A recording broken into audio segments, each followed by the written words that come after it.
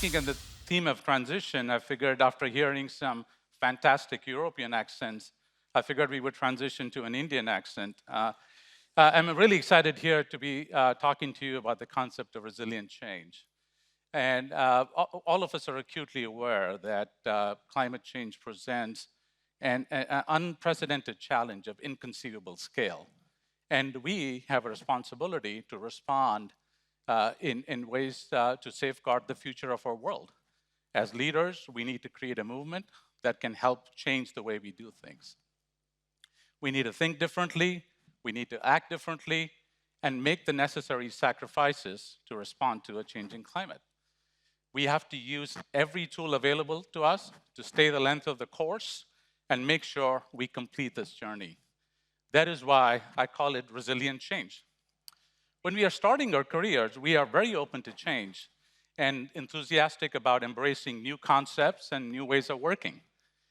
In my own case, I was so excited at the prospect of working for an international manufacturing company, I thought nothing of moving from India to Japan. On arrival, it was expected all new recruits would start on the factory shop floor. So I donned the company uniform and got to work. But I quickly learned an important life lesson. As I couldn't read Japanese and hadn't sought the appropriate guidance, I had an accident operating a huge injection molding machine and broke my right arm.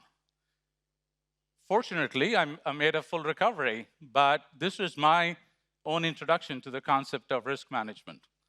And I learned that you can't blindly rush into the unknown. And the conundrum we now face is how we can navigate through and accelerate our path to climate resilience while also preparing for all the new risks we'll face along the way. To move forward and maintain resilience in the face of immense uncertainty, we need to act not only with our heads, but also our hands and our hearts. So what does this all mean? Well, we must start with the positives and embrace the diverse talents and skills of our co-workers and partners. Our head tells us we need evidence to instigate action. And so we have developed specific solutions. For example, a climate risk report that leverages nearly 200 years of proprietary data with the latest advancements in analytics and artificial intelligence that provides businesses with a customized view of their addressable climate risk. But it goes beyond having the knowledge, the data, and the tools when you're dealing with the unknown. We need to promote a culture that extends helping hands to accelerate progress. And getting started can often be the toughest part.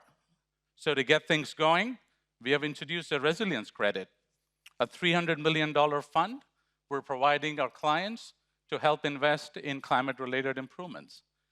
But perhaps most importantly on climate, we must be willing to fight for what we believe in and wear our hearts on our sleeves. Organizations have the power to transform communities, and there's only one path, the path where we all succeed together. And no doubt our future generations will judge us on the legacy we leave them. And it is not just enough for us to survive this change. We need to build a culture that thrives in the future when faced with challenges. And I believe risk managers are uniquely placed to be the playmakers when it comes to resilient change. It is not just about technical solutions or solving problems that have a risk label neatly attached to them. It is about addressing fundamental business challenges and providing guidance to lead the change. And since the clock is ticking down and my time here is limited, I will conclude with an invitation to all of you to join us at the FM Global booth, where I look forward to hearing your experiences and ideas. And I hope we can collectively become inspired to form a human network that will champion resilient change with our heads, our hands, and our hearts. Thank you.